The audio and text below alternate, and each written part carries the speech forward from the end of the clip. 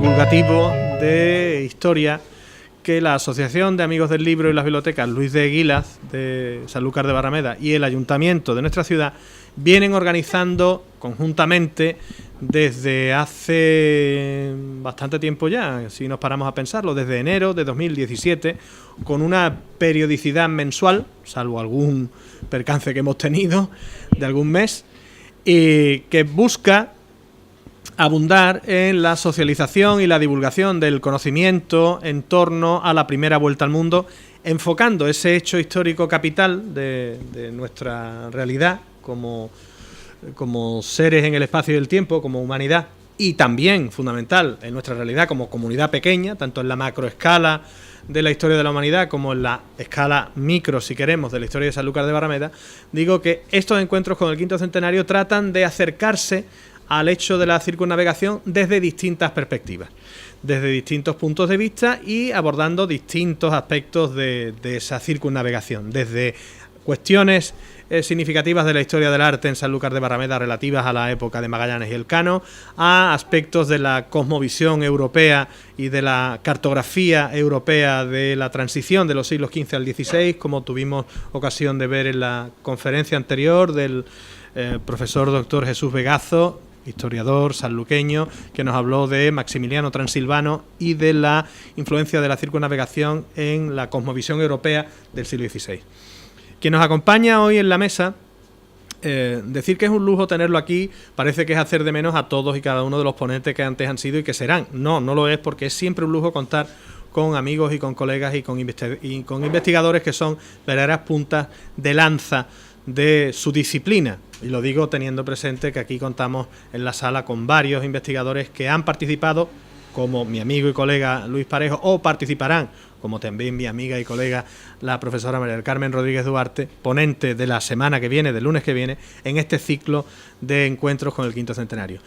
El profesor doctor Francisco Sánchez Montes González, catedrático de Historia Moderna de la Universidad de Granada, es una de las referencias de la investigación en historia moderna de Andalucía, de España y de Europa.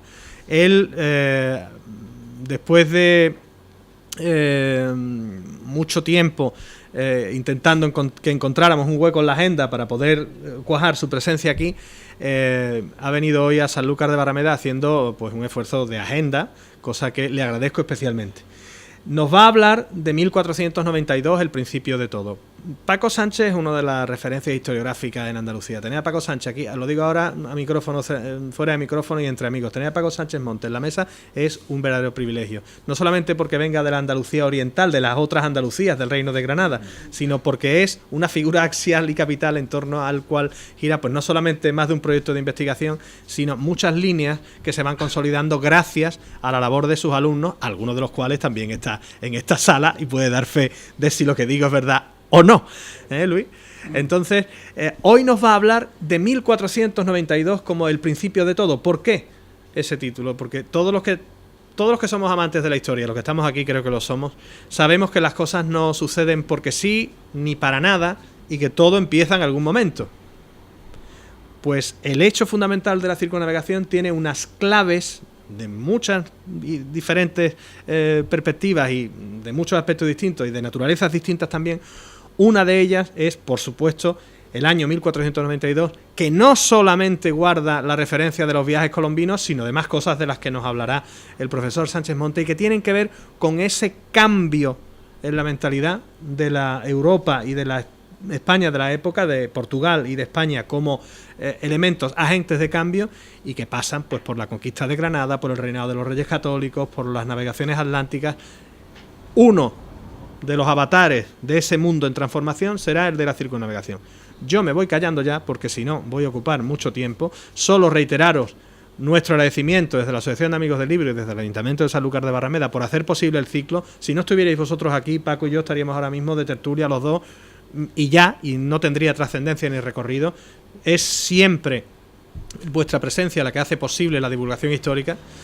Aprovechemos que está aquí para que al final, cuando termine su disertación, se le puedan hacer preguntas, sugerencias, planteamientos de los que tendremos a raíz de haberlo escuchado.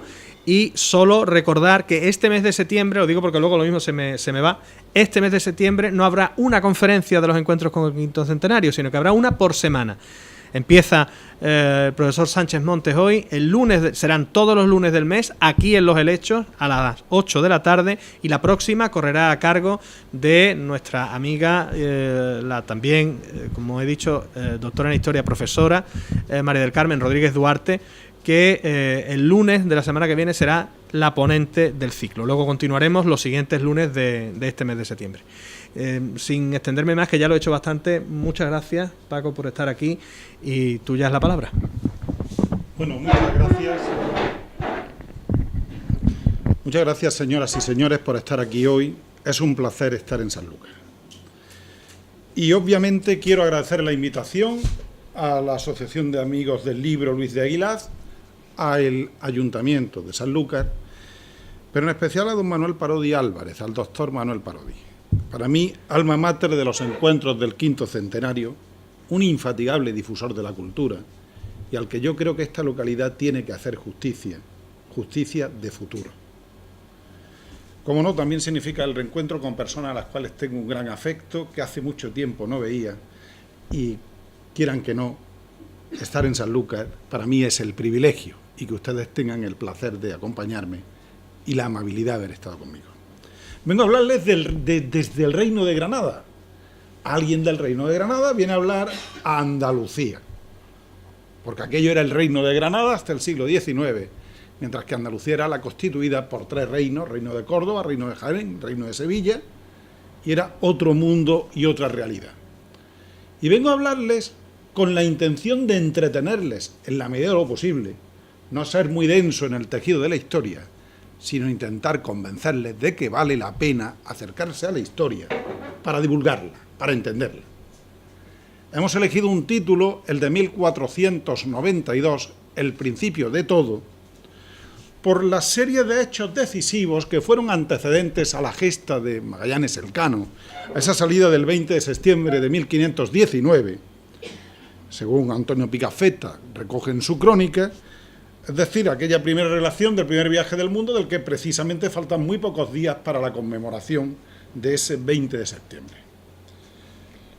Yo creo que los acontecimientos y sucesos del año 1492 fueron tan densos, fueron tan complejos, que dejaron una huella indeleble en la historia.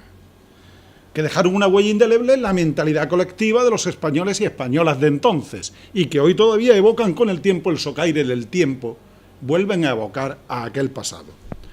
Porque la dimensión histórica de aquel año lo convierte, en palabras de la historiografía francesa, en el año admirable. Lo dicen nuestros vecinos los franceses. Vamos a no renunciar a llamarle el año admirable.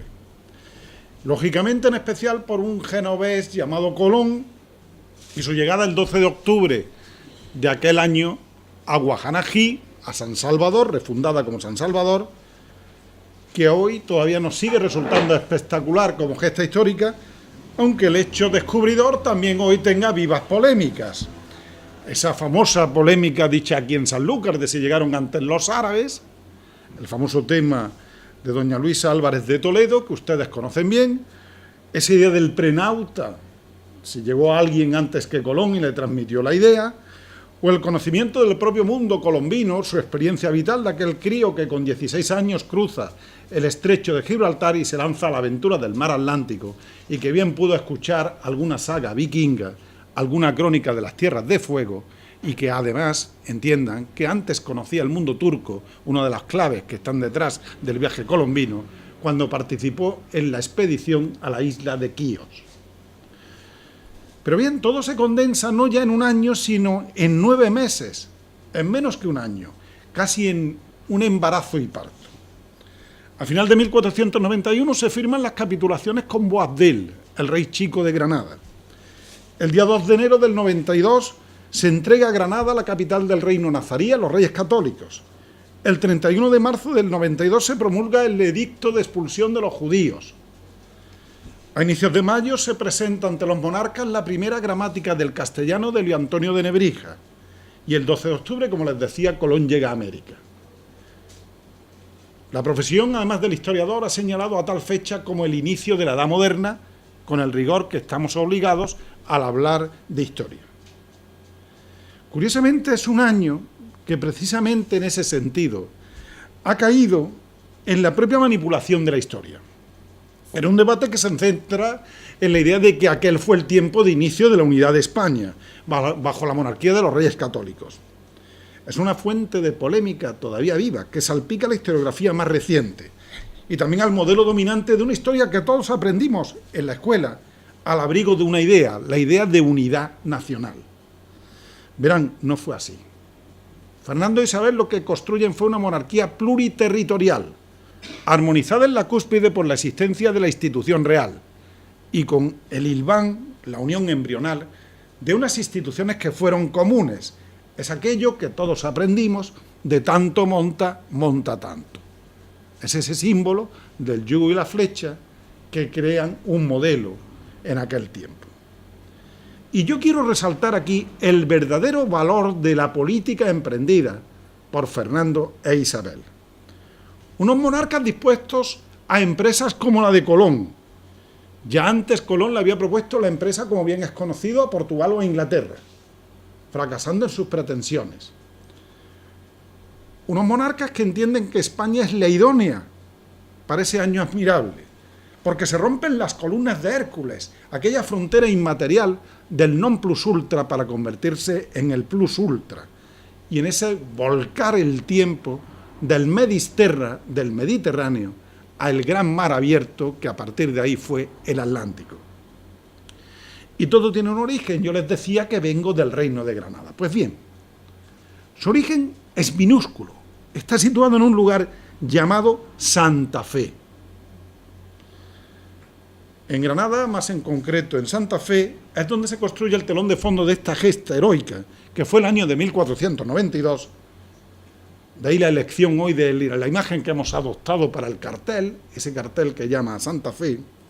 Y recordarán ustedes que si van de aquí a Granada por la actual A92, la autovía que conecta con Granada, próximo a Granada se sitúa una localidad llamada Santa Fe, que además en un cartel que reza en la carretera dice cuna de la hispanidad.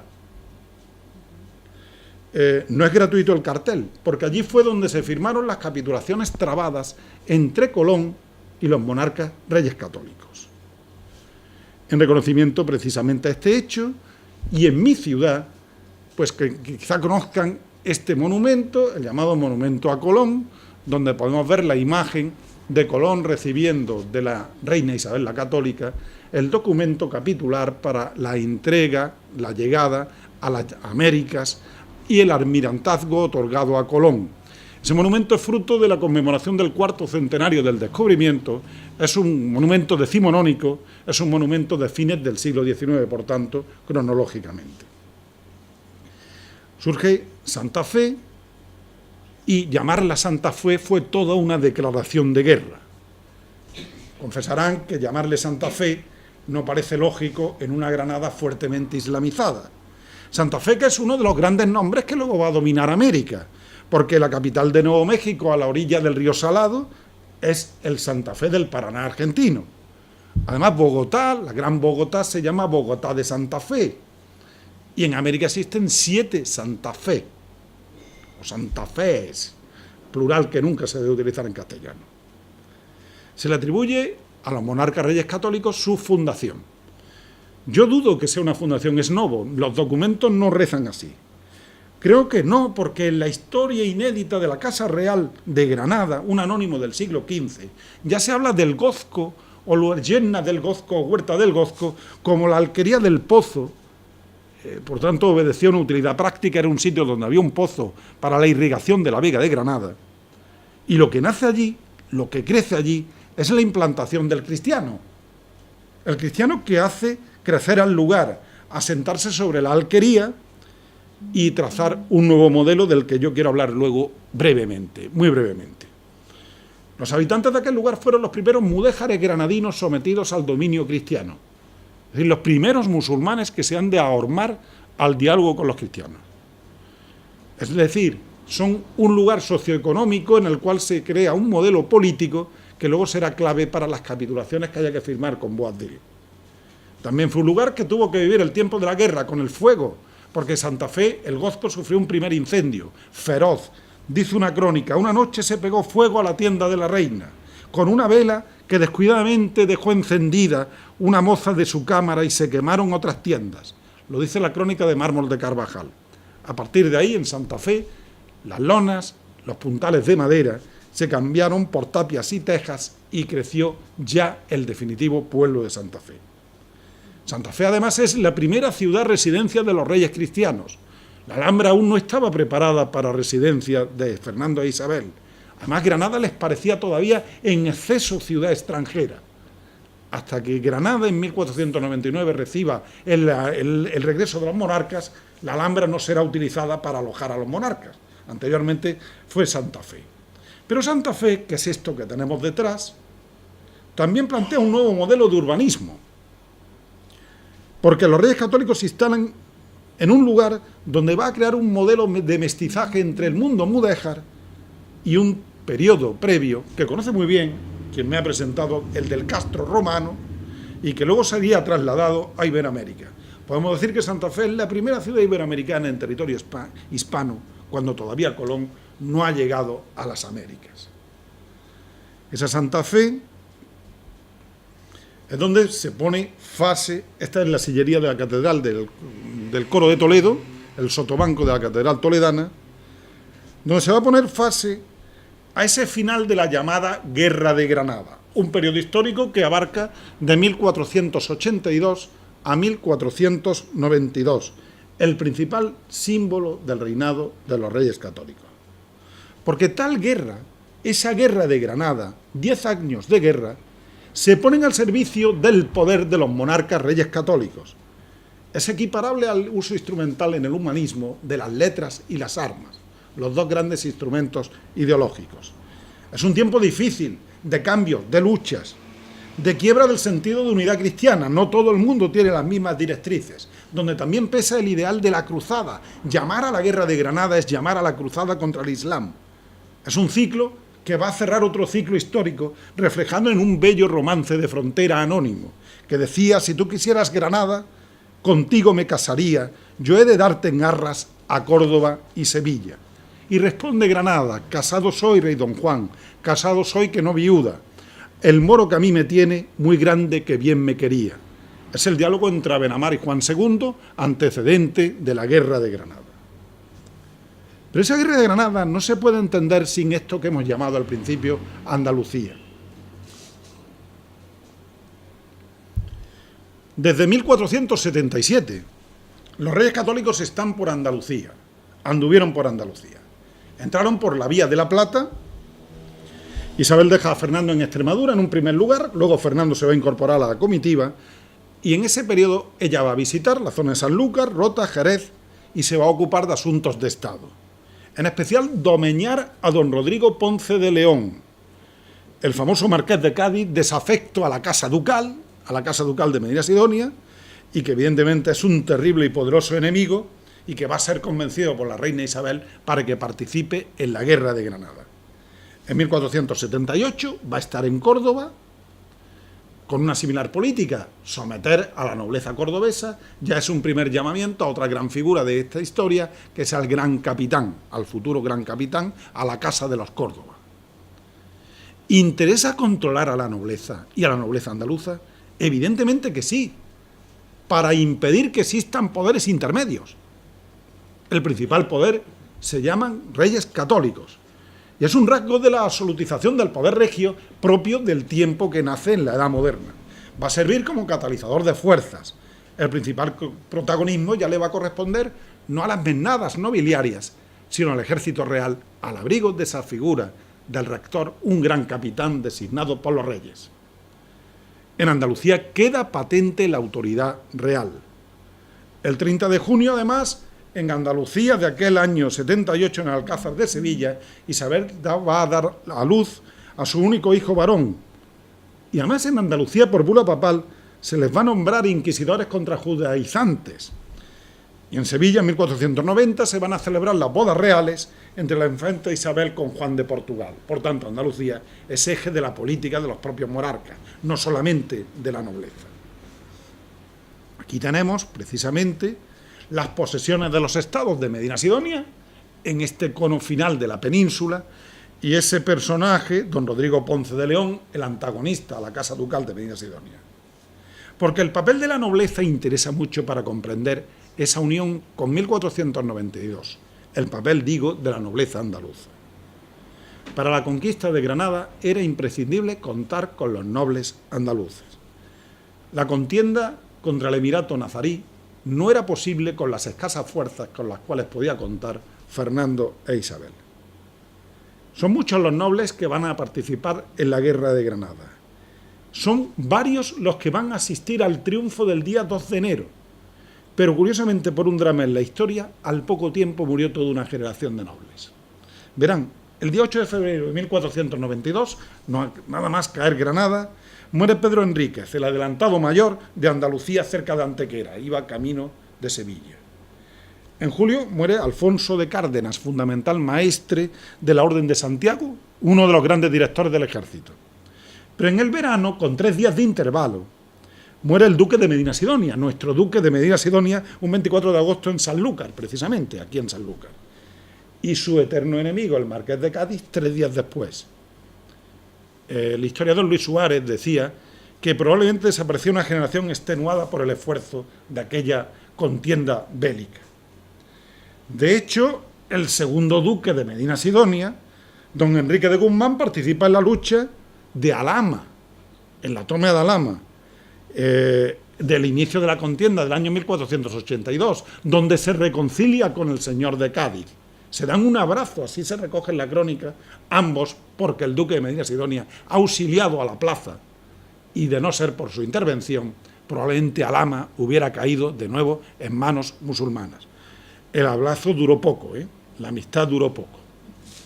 Luego este duque taló árboles en la Vega de Granada, participó en otros acontecimientos, como la toma de Ronda, dio un paso atrás en el tema de Málaga, pero en fin, llega a tener un verdadero papel. Y además la participación de la Casa Ducal de Medina Sidonia en la guerra fue decisiva. Así me lo demuestran los documentos.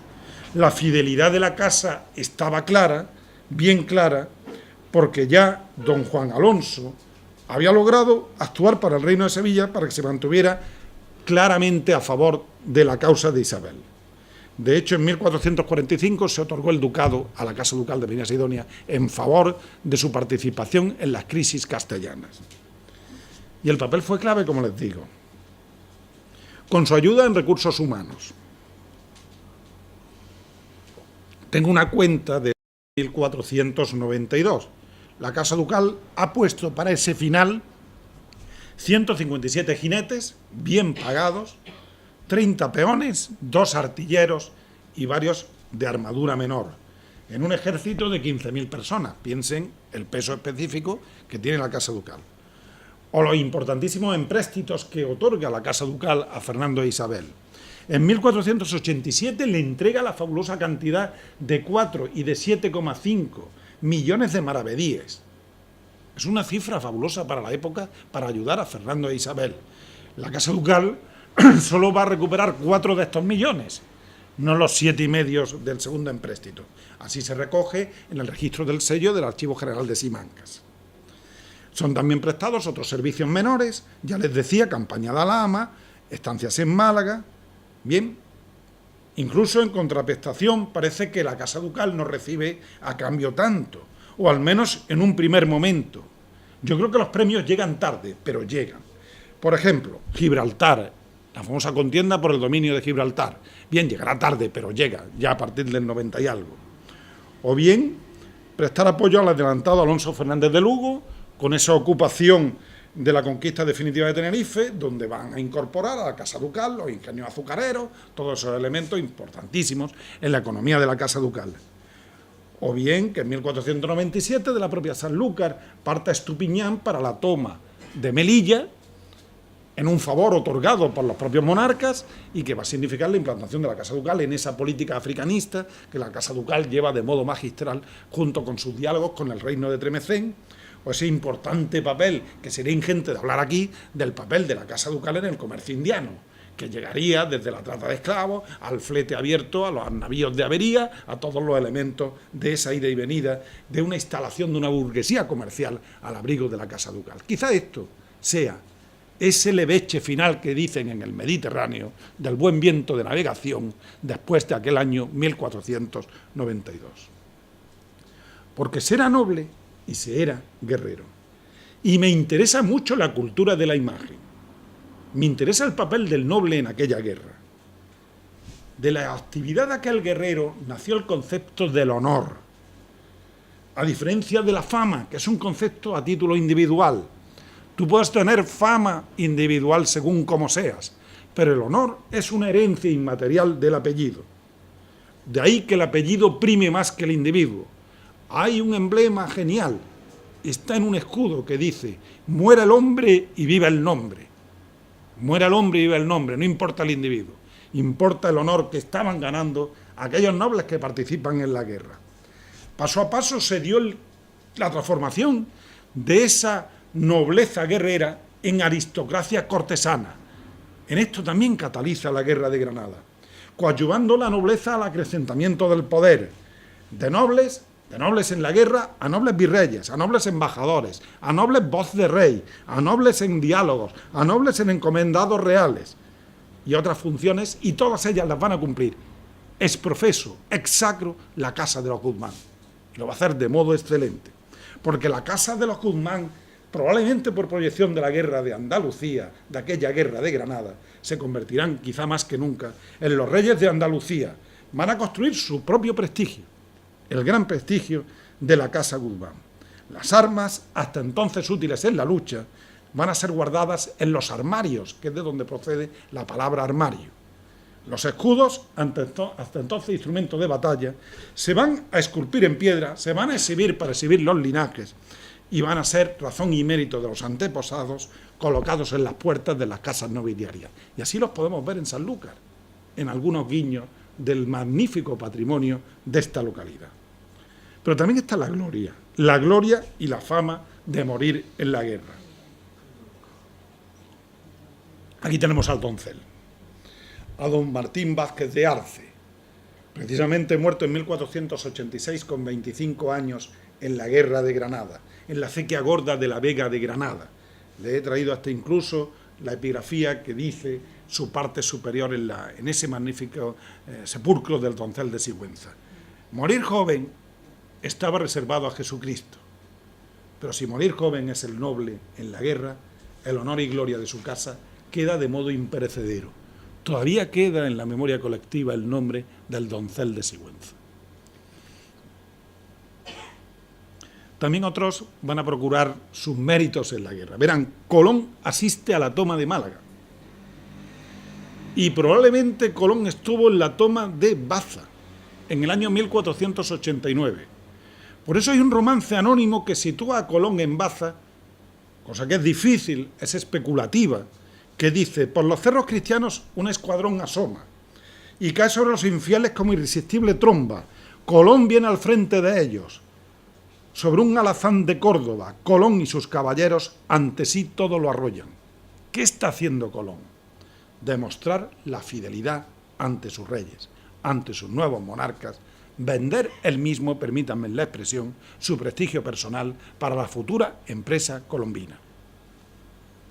¿Y los reyes? Los reyes son la arquitectura formal. Y yo quiero destacar a una mujer que es mujer y reina, protagonista de aquella historia. Isabel es mujer. Al inicio de la lucha dio a luz a María y en plena contienda a Catalina, es decir, embarazada en la guerra. Pero no quiere ser dama de corte, aunque sea la primera de entre las damas de la corte. Ella es obcecada. Isabel la católica era tremendamente obcecada. Su idea de entrar en Granada va a primar en una enorme cantidad de sus escritos. Incluso con el recurso del poder y la fuerza. En 1484, cuando se convocan cortes en Tarazona, Fernando tiene que partir para Tarazona porque tiene que cumplir con sus intereses en el Rosellón. Isabel se niega. Y hay una separación matrimonial. Y Fernando se va solo a Tarazona, e Isabel sigue obcecadamente en que yo lo que quiero es conquistar Granada. La crisis política se resolvió, volviendo Fernando muy pronto al lado de Isabel. Pero casi la mitad de los años que estuvieron casados Fernando e Isabel los dedicaron a un hecho llamado Guerra de Granada. Yo creo que ya hay que tener empeño, ¿no? Por tanto, si de la larga contienda casi la mitad fue vida marital, podrán entender cómo Isabel fue clave y decisiva. Pero jamás Granada es una empresa castellana, no es aragonesa. Granada se va a incorporar al reino de Castilla. En Granada se va a implantar la lengua de Castilla, la moneda de Castilla, el modelo institucional castellano. Como América también fue otra empresa castellana, lo cual no es gratuito, con las negociaciones de Colón con la propia Isabel. Luego Isabel es clave, es decisiva y es mujer, les repito. A Fernando le tocará estar al frente del ejército o negociar la rendición de Granada. Él fue el que recibió las llaves de la ciudad de Granada. Y precisamente el traslado del documento de las capitulaciones de Santa Fe está realizado por el alcaide de la Chancillería aragonesa. Por eso el documento original hoy está en Aragón, que no está en Castilla.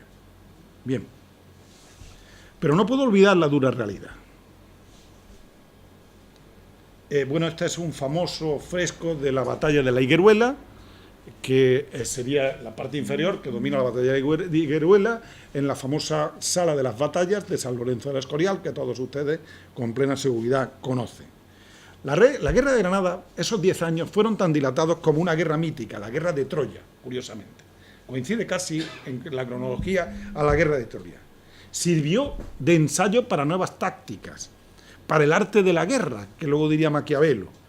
Pólvora, cañones, el ejército profesional, soldados al servicio de los monarcas, esa figura del gran capitán ya señalada, se va a convertir también en una lucha en la frontera del tiempo, con procedimientos nuevos, nuevas tácticas mezclados con viejos modelos, como por ejemplo los retos medievales, los lances, las justas entre caballeros. Es un mundo de frontera. Pero fue cruel, fue implacable. Hubo una derrama de sangre en ocasiones inútil. La toma de Málaga fue brutal, a degüello. Fue también bárbara la acción de talar árboles, prender fuegos, echar sal para esterilizar los campos. Fueron brutales los asedios. Es decir, fue una guerra durísima. Esa guerra dura tiene un acto final: las capitulaciones para la entrega de Granada. Granada, asediada por los cristianos, no puede resistir más. En los últimos meses del año 1491, les aconsejo alguna crónica, por ejemplo, León el Africano, los granadinos viven los horrores del hambre. Y el desventurado Boabdil y sus consejeros se convencen de que no es posible sostener más Granada. Además, los gritos del pueblo protestando, llegaban al Salón de Comares de la Alhambra.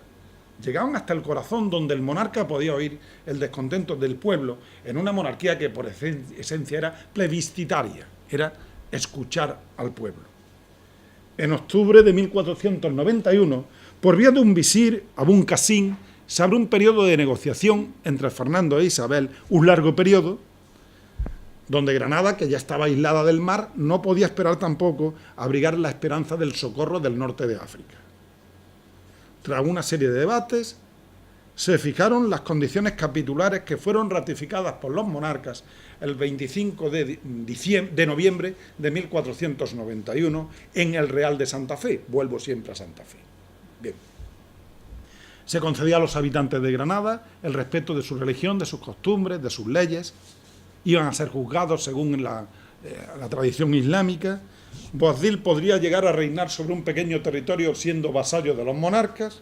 Las ciudades se rendirían en un plazo de 70 días. En el momento en que se conocieron las capitulaciones firmadas, la reacción popular de los granadinos fue feroz. Es decir, hubo toda una insurrección dentro del seno de la ciudad. Y ante el peligro, los consejeros del monarca creyeron que era necesario adelantar la entrega de Granada. Entregar por fin Granada a los cristianos.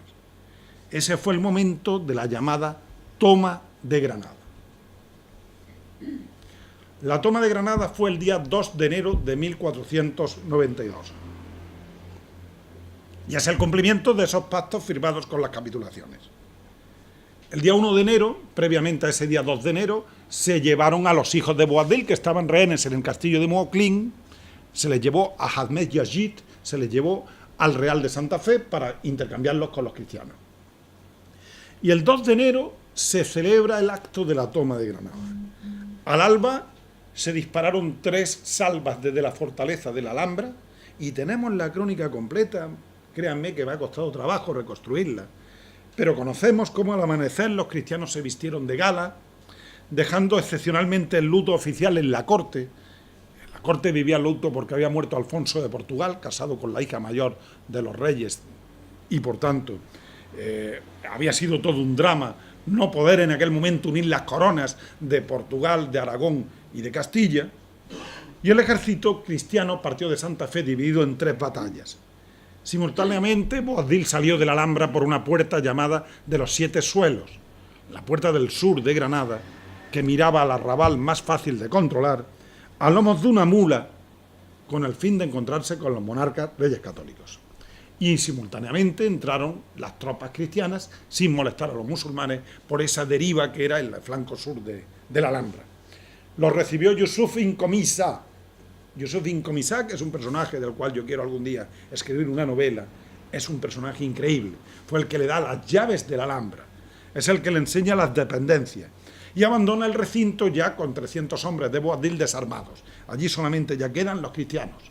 Entra el comendador, distribuyen a los hombres, se alza un altar donde se celebra la misa de purificación de la Alhambra, se suben a la parte superior de una torre llamada de la Vela, que entonces no se llamaba de la Vela, se llamaba Torre de la Campana, y desde ahí el cardenal Mendoza alza su cruz, el pendón real del apóstol Santiago y la bandera de los monarcas.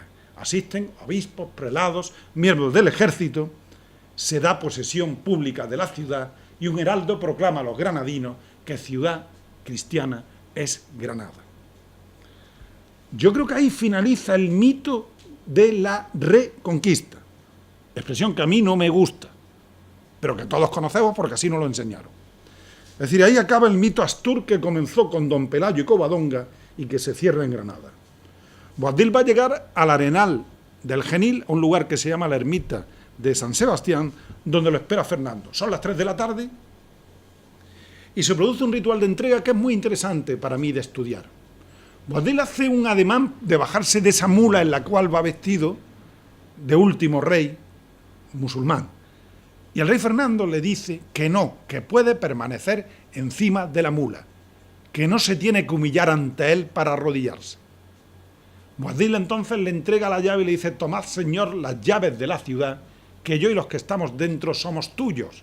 Es la frase exacta que Boabdil dice.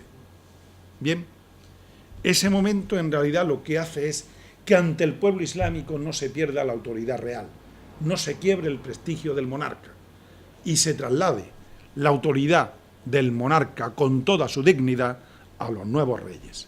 Están haciendo la Granada mudéjar, pero no hay un cambio en la cúspide. Los granadinos siguen teniendo reyes, si no se hubiera quebrado el poder de los reyes. Aquel momento trascendente tuvo de nuevo un espectador, se llama Colón. Fíjense qué curioso. Colón estuvo el 2 de enero en las puertas de Granada y dice: vi de poner las banderas de sus católicas majestades en una fortaleza que llaman de la Alhambra, en una torre, y desde entonces el rey moro salió por las puertas de la ciudad a besar las manos de vuestras altezas. Tercera página de las Memorias de Colón. Pueden leerlo. Entonces se produce un mito, un conocidísimo mito, el mito del suspiro del moro, el llorar por Granada, camino del exilio de las Alpujarras. Es falso el mito, siento desmitificar, pero Boabdil no lloró. Bien. Sin embargo, los derrotados sí lloraron desde la otra orilla, desde el Magreb hasta el Cairo, porque conservamos algunas crónicas muy interesantes sobre aquel lamento por la pérdida. Hay una que dice que fue de Granada hogar de guerra santa, que fue de su Alhambra, magnífica, que evocaba por el esplendor de su decoración los jardines del Edén, que fue de su célebre mezquita donde tantas veces desde siempre los versículos del Corán fueron allí recitados. Cuántos hombres piadosos allí, adorando e implorando no me quiero ir, mientras que de sus mejillas caen lágrimas en abundancia. Fíjense qué crónica islámica más bonita, sin que Boabdil tenga por qué llorar. Esto se refleja en un cuadro que es muy conocido, que es la rendición de Granada, de Pradilla, del año 1882, pleno siglo XIX. Bueno, este cuadro se realizó con el fin de ser expuesto en la Exposición Universal de París. Ya Pradilla había tenido anteriormente algún tipo de pinturas, como la de Juana la Loca, y están dentro del marco de la pintura ejemplarizante de historia del siglo XIX, de un país como en España en el siglo XIX, perdido, buscando signos de identidad histórica. Les recuerdo la historia de la España del siglo XIX. Entonces hay una serie de elementos tales como poner la historia al servicio ejemplarizante y los grandes hechos de la historia. Bien, el cuadro no puede ser más falso.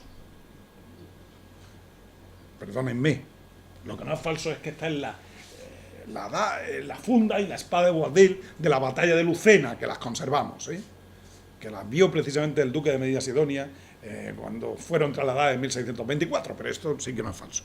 Es falso porque Isabel no estuvo allí. Boabdil se rinde ante Fernando. Isabel estaba esperando la comitiva de salida en la alquería de las Armillas, en lo que hoy es una localidad llamada Armilla, muy cerca de Granada, ¿de acuerdo?, para despedir al monarca. Pero sin embargo hay un hecho que me llama la atención, porque el bueno de don Francisco de Pradilla pinta ahí al duque de Medina Sidonia, al segundo duque de Medina Sidonia, en un diálogo entre los cortesanos, y lo pinta con su eterno enemigo, con el marqués de Cádiz. Ese cuadro, que es un emblema de nuestra historia, como saben todos, está en el Senado, en nuestro Senado en Madrid, y es uno de los emblemas. Le he dado el título 1492. Y bueno, fíjense, todavía perviven debates. En mi ciudad, de modo sempiterno, cuando llega el día 2 de enero, tenemos todo tipo de debates sobre la reconquista y la toma. Hay quien llora por la pérdida del Islam. Hay quien dice que esta era la unidad de España. Hay un manifiesto del 2 de enero que trata de defender la figura de Boabdil. Hay todo tipo de acontecimientos mientras se tremola el perdón de los reyes católicos ante la tumba de los reyes católicos y ante el balcón, al grito de Granada, Granada, ¿qué? Granada, Granada, por los ínclitos reyes católicos. Bien, pues unos gritan, otros lloran, otros ríen y otros asisten inéditos al espectáculo, diciendo que para qué servirá tanto espectáculo y tanto absurdo. Me recuerda a la figura de mi maestro, don Antonio Domínguez Ortiz, cuando decía que estas son las polémicas estériles de nuestra historia. Las polémicas que no sirven para nada. La historia es pasado y es elemento del pasado. Pero la guerra de Granada, y no sé cómo voy de tiempo, perdónenme, ¿voy bien?, que puso fin a esos 8 siglos de dominio, hizo nacer una nueva Granada aliada con la diosa Fortuna. Les voy a dar solamente una categoría ejemplarizante. Imagínense si Granada hubiera sido tomada en destrucción de sangre y fuego. Hoy no existiría la Alhambra. El milagro de las capitulaciones, la generosidad de vencedores y vencidos, permitió el tránsito sin violencia. Acontecimiento fue lo que pasó luego. Claro, sería objeto de muchas más horas. ¿Qué pasó con la Granada mudéjar, la sublevación de los mudéjares, diríamos a los moriscos, hasta la cristianización definitiva? Eso sería un largo plazo de un siglo de tiempo. En la política interior sirvió para crear un modelo político unitario, participando los poderes intermedios, participando los elementos de fuerza. La monarquía hispana desde entonces cumplió un objetivo: la defensa del trono y del altar. Precisamente la defensora por antonomasia de la cristiandad. Aquello que habían hecho los reyes católicos, título otorgado por un papa de origen español, un Borgia, lo van a heredar todos los reyes de la monarquía española con el título de reyes cristianísimos. Y así va a ser Carlos V defendiendo la cristiandad o Felipe II con la batalla de Lepanto. Y además, esa premisa de la guerra contra el Islam se va a trasladar con una extraordinaria facilidad al nuevo horizonte abierto por Colón. Por eso, uno de los crónicos de aquel tiempo dice: acabada la guerra contra el moro, comenzó la guerra contra el indio, para que siempre guerreasen españoles contra infieles. Se acaba un mundo, comienza otro, otra vez a adoctrinar, otra vez a extender la patente ideológica de la cristiandad. Esa Granada tuvo una repercusión internacional, porque ese tiempo de viento a favor para los intereses hispanos hizo que Granada fuera el último llamamiento en Europa medieval de la Guerra Santa. A Granada llegaron flamencos, valones, ingleses, holandeses, irlandeses. Les recuerdo que Inglaterra todavía era cristiana, estaba dentro de la obediencia papal. Para la monarquía hispana fue el triunfo de la Nueva España, la imagen de España en Europa, esa piedra del futuro imperio. Granada fue vista en Europa como la revancha en Occidente de la pérdida de Constantinopla en Oriente, la toma de los turcos de 1453 del Imperio Romano Bizantino. Desde entonces el viejo Mediterráneo quedó partido en dos como una cuchilla antagonista: el norte para la cristiandad, el sur para un islam cada vez más radical, que es otra de las explicaciones de la ruta colombina, como bien se les habrá explicado aquí, cuando se corta como un cortocircuito aquella ruta caravanera que atravesaba toda la parte central del Asia. Le siguieron otros acontecimientos, porque Granada no cerró. Está Fez, Tombuctú, Sales, los piraterías, el grito de no hay moros en la costa. Qué bonito grito, ¿no? Los ataques de los piratas, no hay moros en la costa. Los moriscos, las campañas carolinas de Orán, de Argel, o el cautiverio de Cervantes, o Lepanto, etc. Y está Europa y Granada. Europa y Granada. Mientras la cristiandad saludó con cierto sentido de unidad la incorporación de Granada a Occidente, la cristiandad también supo celebrar Granada a toque de campana. En Francia se celebraron rituales religiosos en Notre Dame de París en honor a la caída de Granada. De Lisboa partieron felicitaciones y embajadas a Fernando e Isabel. La Italia amenazada por el turco vivió un momento feliz con la caída de Granada. En Nápoles hubo escenas de dramas alegóricas debidas a San Názaro, al famoso San Názaro, en los que un Mahoma espantado huye de un león castellano, que trata de engullirlo, y tenemos un grabado muy bonito, no he logrado traerlo, pero lo tenemos. En Florencia corría una coplilla popular, se alude a que pudo ser de Carlo Verdi, que decía: la cità maometana potentísima garnata de la falsa fe pagana è disolta e liberata. Hoy hay una canción popular infantil florentina que habla de esto, curiosamente. Y en Londres, la Londres que posteriormente sería movida por Enrique VIII, bueno, pues hubo un solemne Te Deum en la Catedral de San Pablo, del que acabamos de publicar todo el sermón dedicado a Granada. Bien, voy a finalizar regresando a Santa Fe y para no cansarles más. Verán, yo les decía Granada, judíos, América, y que todo pasaba por Santa Fe. En Santa Fe recibe Isabel a Antonio de Nebrija. Es un protegido del maestre de la Orden de Alcántara, de Juan de Zúñiga, y le presenta la última obra que tenía escrita, que es la gramática de la lengua castellana. No tenemos la fecha de la entrevista, sabemos que la entrevista se produjo porque la Cancillería la recoge. Nebrija también asiste a la caída de Granada, otro de los espectadores de la caída de Granada. Dice: los enemigos de nuestra fe, vencidos por la guerra y la fuerza de las armas, fueron sacados de Granada. Lo dice Nebrija, no lo digo yo. La gramática es una obra revolucionaria para su época. Revolucionaria porque cuando la reina, en el año 1487, mucho antes, vio el primer borrador, preguntó: ¿para qué sirve este libro? El libro, claro que servía, se lo dice Nebrija.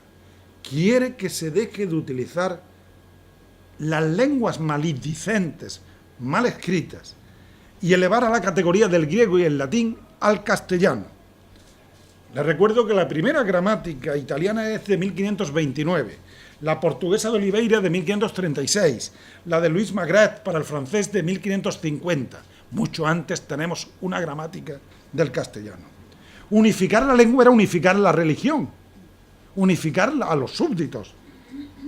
Por eso, después de reparada la cristiana religión, después de que los enemigos de nuestra fe fueron vencidos por la guerra y la fuerza de las armas, pudimos el florecimiento de las artes, de la lengua y de la paz. Lo dice Nebrija. Y detrás está el dinamismo de Castilla. Todo imperio que se precie impone su lengua. Es la lengua constructora de la península ibérica. Hacia 1500, la voz catalana está todavía muerta, siento decirlo. Y sabemos del debate que hoy tenemos. Al igual que la voz portuguesa. Gil Vicente, uno de los grandes de la época, siempre escribe en castellano. Juan Boscán no va a utilizar el italiano, va a utilizar el castellano. Además, Colón va a aprender a hablar castellano. Es la lengua del imperio. Se le va a implantar a los indígenas de América, a los granadinos, que hasta entonces hablaban árabe, a los norteafricanos, a los modelos en Nápoles italianos. El obispo de Orihuela, un tiempo después, dijo: cuando los pueblos están sujetos a un mismo imperio, los vasallos tienen la obligación de aprender la lengua de sus dueños. Si eso se dijera hoy, le caería un rayo celestial al obispo de Orihuela. Desde esa concepción imperialista y civilizatoria, los que no hablaran el castellano eran considerados bárbaros. Les voy a poner un ejemplo, que a mí me gusta, que se lo pongo a mis alumnos. En el año 1536, tras la victoria de Túnez y la invasión de Francisco I de Saboya, el emperador Carlos pronuncia ante Paulo III en las bóvedas del Vaticano de Roma un discurso. Un emperador que no sabía hablar castellano cuando llegó a España. Les recuerdo que venía hablando flamenco, un mal alemán, y nadie lo entendía. Y utiliza el castellano en uno de los discursos más importantes de su vida. Y protesta al embajador francés, lógico. Dice que por qué no ha utilizado el latín, que era el idioma universal. Y le dice: señor obispo, entiéndame usted si quiere, y no espere de mí otras palabras que las que llevo en la sangre y en mis venas, porque le hablo en castellano, que es la más noble de todas las lenguas, que merece ser sabida y entendida por toda la cristiandad.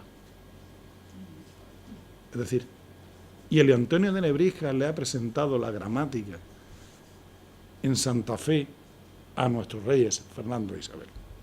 Nos quedarían los judíos. Una expulsión que se puede justificar desde el criterio de la absolutización del poder propio del Estado moderno. Una deriva en la cual yo no quiero entrar aquí porque estaremos hablando ya de otros conceptos. Pero decirles que la expulsión de los judíos no es rara en España, se dio en otros países de Europa. No fue privativa de España, porque se dio en Inglaterra a fines del siglo XIII, en Francia a fines del siglo XV, incluso antes que nosotros. ¿Cuál es la característica en España? Que la acción sorprende, pilla desprevenido a los judíos, que tienen que optar muy pronto, en plazo de meses, de días en ocasiones, por el exilio o el bautismo. Los judíos ya habían visto el problema cuando se implantó la Inquisición en Sevilla, la Inquisición hispalense, en el año 1480. La mayoría van a preferir irse. Entre 150.000, 100.000, 150.000 almas se van a ir de España. Van a hacer la diáspora, la sefarat, esa España de religión y cultura, se van a quebrar definitivamente. Los acontecimientos se precipitaron en Santa Fe dentro de esa unificación del poder. El 31 de marzo, ya les dije al inicio, se publicó el edicto de expulsión y, sin embargo, esto no significa que la reina Isabel no utilizara judíos en las cuentas del reino, en las cuentas de la Guerra de Granada. Pero el edicto puso final a una presencia de 2 milenios, porque el sefarad estaba presente desde la toma de Jerusalén por Nabucodonosor en el año 588 después de Jesucristo, según la crónica de la Torá hebraica. Y bien, perdimos un 2, un 3% de nuestra población. Además, una población vital por su productividad, por su entrega en el tejido económico y comercial. Bueno, Abraham Hagios Senior, el gran rabino, sí que se posicionó con Isabel, fue perdonado en la expulsión. Samuel Albodaida, que era profesor de la Guerra de Granada, pudo salvarse de la expulsión. Es decir, sí que hubo quienes pudieron salvarse. En resumen, Yo les decía que considero que la densidad de los acontecimientos de aquel año merecen la pena para trazar una reflexión del hoy al ayer en un puente de nuestra historia. Y esa ha sido mi intención. Y por eso he venido a intentar, de algún modo, distraerles si este humilde historiador es capaz de haber ocupado su tiempo. Muchas gracias.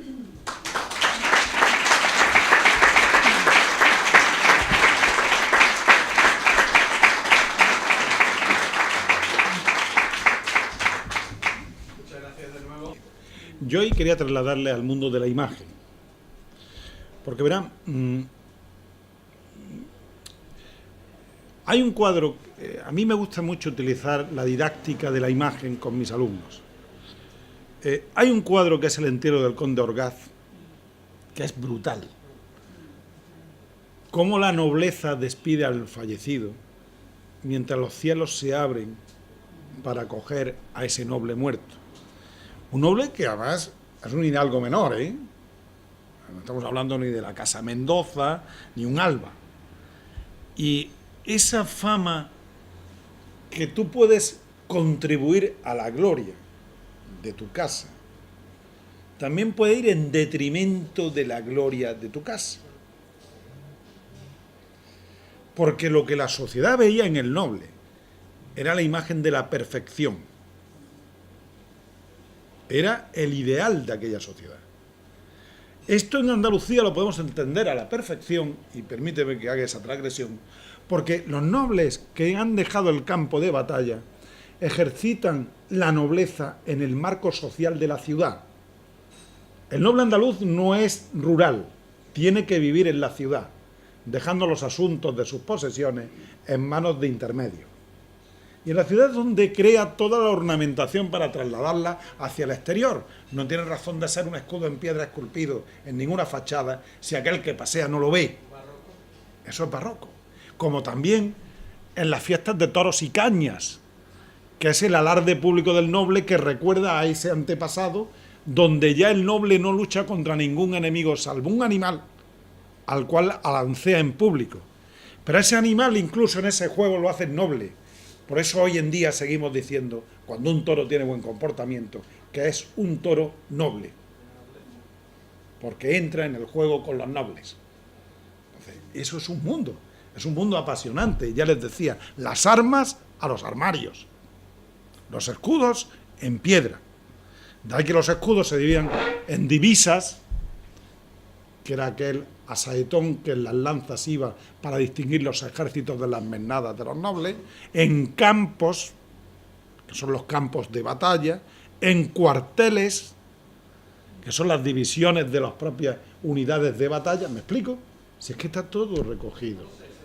Yo creo que el diálogo que se establece entre la monarquía y aquella nobleza tiene que tener siempre algo. Ese algo es, por parte del noble, el reconocimiento de su posición ante el nuevo poder. Es decir, se está cambiando el modelo y la nobleza se va a domeñar en favor del poder real. Bien, ¿qué va a hacer mucho noble? Situarse en la corte. Bien directamente o bien por sus agentes en la corte. Esto, la Casa Ducal de Medina Sidonia es magistral, ¿eh? La Casa de Medina Sidonia siempre ha estado en todos los acontecimientos de la corte. Me gustaría tener ocasión aquí de hablar algún día de la Casa Ducal, ¿eh? Porque me apasiona el papel de la Casa Ducal, esos caballos regalados a Felipe IV por el duque de Medina Sidonia, con sus esclavos negros traídos del Magreb, para en el momento en que la Casa de los Austrias se está intentando emparentar con Inglaterra. Recuerdo el viaje secreto del príncipe Carlos con el señor de Buckingham. ¿Qué hace la Casa Ducal? Dice, yo aquí me sitúo en un trato de favor. Ahora mismo yo mando mi regalo para Madrid, que entre los primeros que van a pactar acuerdos con Inglaterra si fructifica el matrimonio es la Casa Ducal. Y detrás de mí están los flamencos, los holandeses, todos aquellos que en Bajo de Guía se han instalado, todo el derecho de flete de tierra. Entonces, ¿me explico? Está todo pensado. Pero, bueno, pues entonces, yendo hacia atrás, no me quiero desviar. ¿Qué hacen? Pues situarse ante el poder y con el poder vender su prestigio, ganar afectos. Pero además es que logran mucho más de lo que yo creo algunos pudieran esperar. participar en empresas, participar en conquistas, fletes con América, tratos con esclavos, expansión por Guinea. Es un mundo multinacional. Es multinacional. Es una nobleza que en rasgos se asimila en algo a esa nobleza italiana que tú bien conoces, que se convierte en la frontera entre burguesía comercial y nobleza. Lo que pasa es que tocar el dinero no es actividad de nobles, ¿eh? Hay que colocar intermedios siempre. José Antonio tenía la palabra pedida. Por supuesto, totalmente de acuerdo. El ejército aprende en la Guerra de Granada. El ejército se profesionaliza en la Guerra de Granada. El ejército va a tener a un gran capitán, Gonzalo Fernández de Córdoba, que se va a fraguar en la Guerra de Granada. Los monarcas se apartan, se retiran del campo de batalla y delegan su poder militar en manos del mejor gobernante de ejércitos. Y en este caso Gonzalo Fernández de Córdoba. Hecho lo cual, él va a partir a Nápoles y vamos a entrar en el famoso fenómeno del ejército mal pagado y las cuentas del gran capitán. Sin embargo, yo quiero añadir algo más. Desde la historiografía dominante de una España rancia de hace unos años, se trató de hacernos ver que en Granada acababa no sé qué frontera. Me voy a explicar. No fue así. El espíritu de cruzada se trasladó al norte de África y se continuó. Recordemos que Cisneros intentó él solo a sus expensas, con 70 años, conquistar Orán, que tiene mérito, ¿eh? Un cardenal de la Iglesia embarcado para conquistar Orán él solito. Recordemos las expediciones del emperador Carlos a Argel y a la propia Orán. Los intentos del reino de Tremecén, la conquista de Media Sidonia de Melilla, las batallas contra portugueses por el entorno de Ceuta, Sale y la zona de la hoy Dar al-Baida, Casablanca, en la parte inferior magrebí, etcétera. Entonces, la frontera tiene una proyección fundamental en el norte de África, a diferencia de la rivalidad con los portugueses, que hacen su gran comercio esclavista en la parte inferior con esclavos negros. Nosotros aquí no tuvimos esclavismo de negros, solamente capturas de esclavos blancos, de raza blanca. La esclavitud también nos daría para muchas horas de... ¿Me explico? Por eso estoy de acuerdo totalmente en tanto al ejército, y creo que tenemos que repensar el concepto frontera en tanto a la idea de que la península ibérica, la monarquía, no acababa ni con mucho en el estrecho de Gibraltar. Tenía muchos más intereses. Pero lo que es la política, lo que es la... Voy a intentar explicarme. Vamos a ver, vamos a quitar de en medio la cuestión de género. Luego lo añadí... No hablo de género como Isabel mujer. No, pero me explico, luego me explico. Vamos a ver. Hay tres grandes batallas de ejército, o tres grandes organizaciones militares. La primera es la que entra en la Alhambra para asegurar la fortaleza de la Alhambra y las puertas de la ciudad. Romper, por tanto, la posibilidad de que haya un núcleo militar interior. La segunda, dominantemente aragonesa, con los aragoneses participantes, es la que recibe en un primer acto la pleitesía y vasallaje de Boabdil. Y la tercera, dominantemente castellana, es la que recibe esa misma pleitesía y vasallaje por parte de Boabdil. Por tanto, como la guerra había sido una diarquía de dos modelos, lo que hace Boabdil es rendirse ante los dos señores propietarios de dos grandes reinos que habían luchado contra él como antagonistas. Ahora ya añado el hecho de que Castilla estuviera en manos de una mujer y que Aragón estuviera en manos de un hombre. Y bien, ¿qué sucede? Que las crónicas, de un modo muy intenso, siempre han señalado, por presencia real, pero real física de los cronistas, el hecho del acontecimiento de la pleitesía ante Fernando. Pero hay otros personajes, como Andrés Bernalde y otros, que participaron en la entrega en la alquería de Armilla a Isabel. Lo que pasa es que han quedado laminados en relación a la famosa ermita de San Sebastián y todo lo demás, y demás. En realidad es un orden de protocolo en el cual quizá lo más importante era el último reino que recibía. Recibía la última rendición, y la anterior era el aragonés. Y luego está el rol papel. Las capitulaciones son firmadas por Fernando y por el secretario de la reina Hernando de Zafra, y no por la reina.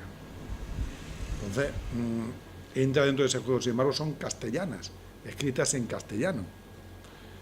Las capitulaciones eran escritas El protocolo es la simbolización, la visualización del poder.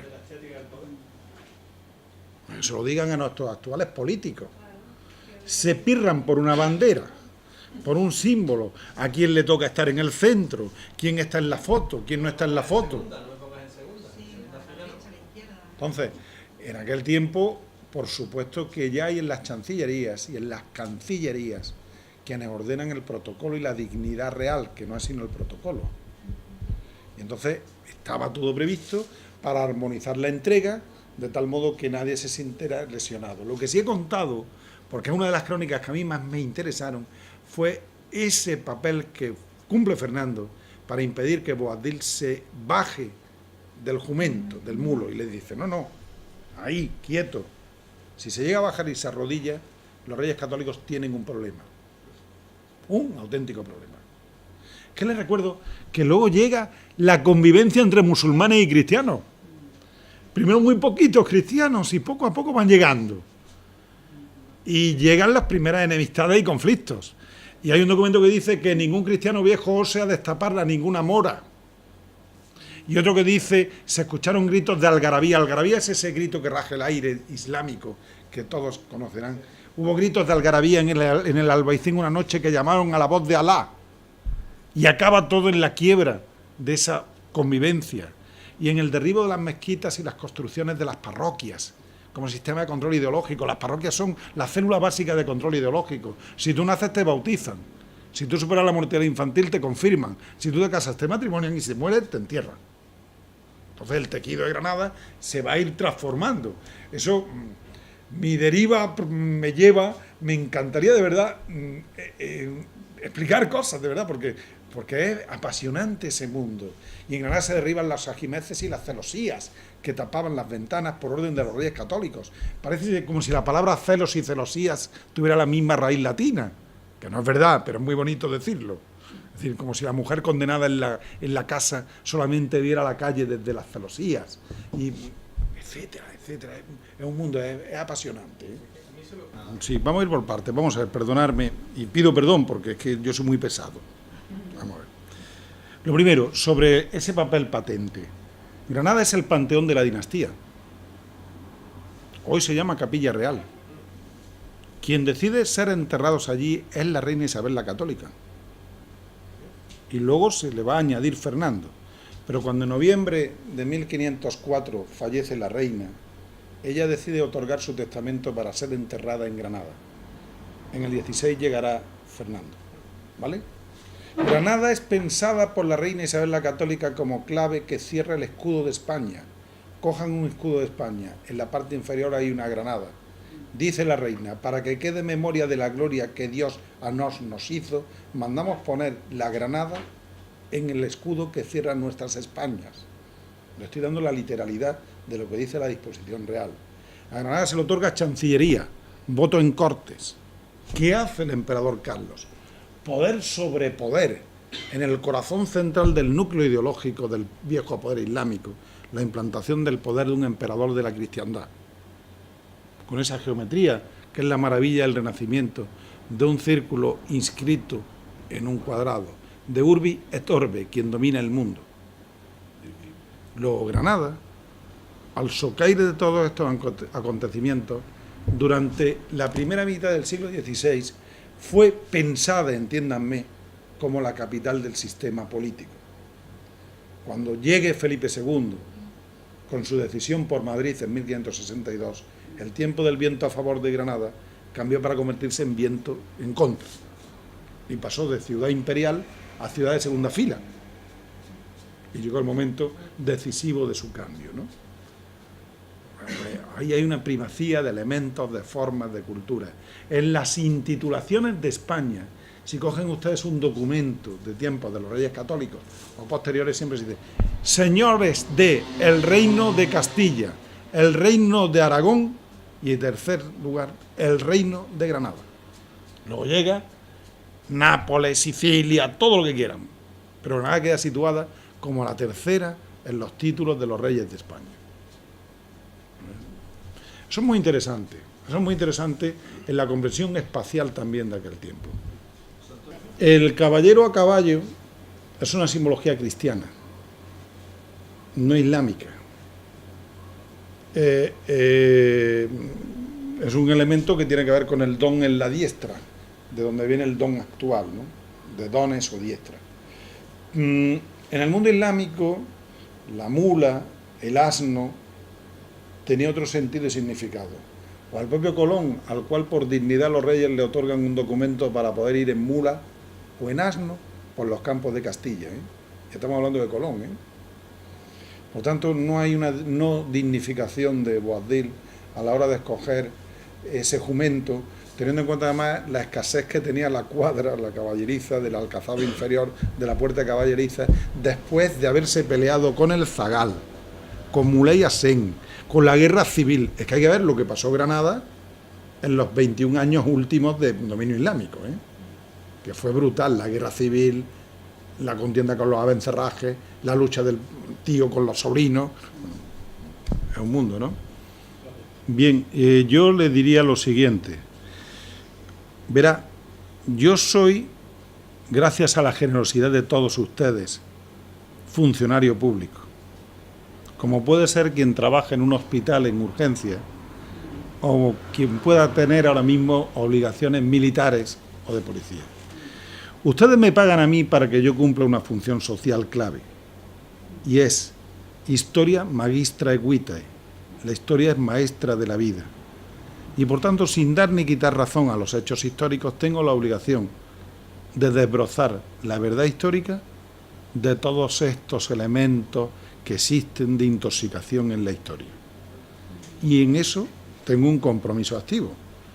Y lo hago día a día con mis alumnos, y aquí tengo algún alumno, como también lo hago como compromiso activo en el día a día en cómo entiendo yo la historia.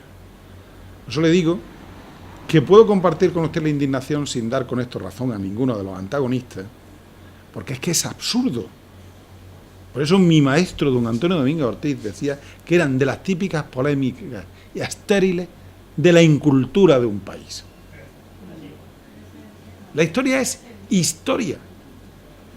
Y es la construcción colectiva de una identidad. Por eso Machado decía, tu verdad, no la verdad, y ven conmigo a buscarla, la tuya guárdatela. Luego no hay verdades absolutas. Y cuando yo me encuentro a unos individuos, los cuales firmaban un 2 de enero un manifiesto que decían, vamos a reparar la injusticia que hicieron Fernando e Isabel. Y yo le decía, participé en alguna de estas, ¿no? Y decía, pero ¿cómo la reparamos? ¿Lo resucitamos? Salvo lo que la Biblia otorgó como mensaje en San Lázaro, que ese sí que resucitó, los demás no tenemos esas virtudes. Yo decía, es que fue masacrar un pueblo. Y digo, ¿qué hacemos? ¿Derribamos la catedral renacentista de Granada porque está construida encima de la abeja Jimma Gárnata, la gran mezquita de Granada? A no ser bruto. Y la historia es pasado. Como todos los aquí presentes, vivimos nuestra propia historia. Es más, yo en este público reconozco la historia. Pero ¿saben por qué? Por el respeto que a ustedes les merece la historia. Yo considero que cuando somos historia es cuando ya nos interesa la historia. Cuando se es joven en ese proyecto absurdo, utópico de futuro, nunca miramos al pasado. Hasta que en un momento determinado tenemos no sé qué bisagra en la vida identitaria, que tenemos menos por delante que lo que dejamos atrás. Y empezamos a indagar sobre de dónde venimos, qué fuimos, qué dejamos, qué llegaremos. Y ahí es donde me sitúo en justicia con lo que usted dice.